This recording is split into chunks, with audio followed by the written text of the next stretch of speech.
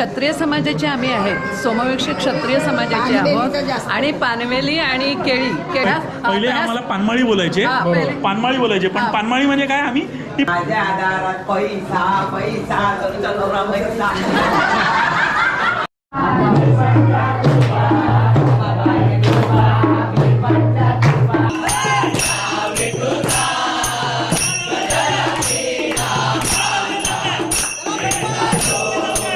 ज्यांनी केलेलं आहे त्यांनीच उभं राहायचं आहे, ज्यांनी केलेलं आहे त्यांनीच उभं राहायचं आहे.